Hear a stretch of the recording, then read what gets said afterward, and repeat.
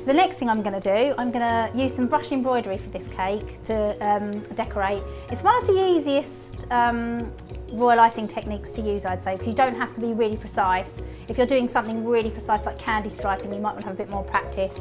Again, if you want to practice on a cake board first, you can do that. And you can even use cutters to mark out a shape. But I'm just going to freehand brush embroider this cake. So with brush embroidery, you're using a piping bag. Again, I've got a number 2 nozzle, and you're going to pipe a shape, and then using a damp paintbrush, you just brush down across the top of the icing onto the cake, which creates the kind of like embroidered on effect. So I just need a paintbrush, my piping bag, and some cool boiled water, just for dampening my brush. So I've got everything I need there. So I'm just going to start by making a nice floral pattern.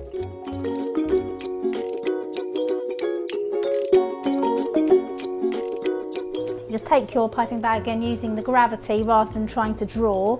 And I'm just going to make a very simple floral pattern by piping 5 sort of random heart-shaped petals. As you can see, I'm not going round in one direction.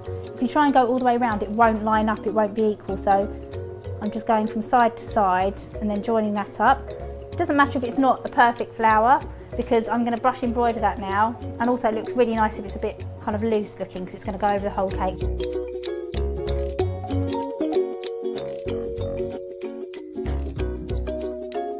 So I've got my paintbrush, and now I'm going to just drag over the top of the line of the icing, just pushing that down towards the centre.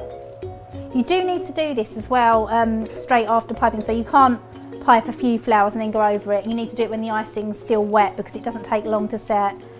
So straight away go over this with your brush.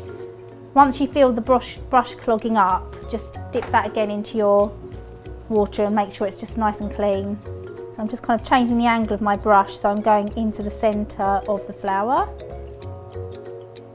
And then you can pipe some really nice centres. You can do really big fat pearls and then glaze them with lustre, or just a nice little collection of dots just to finish.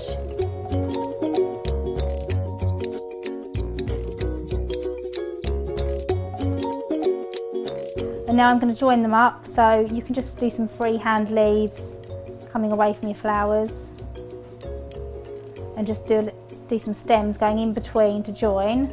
So I've just piped those on, and then perhaps add a couple of leaves in between, just until you've filled up all the space, even adding a few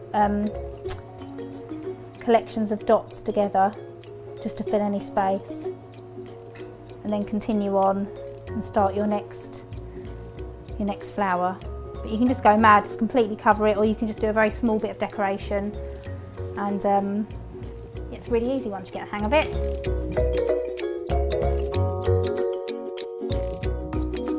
Very simple floral pattern by piping 5 sort of random heart-shaped petals. As you can see, I'm not going round in one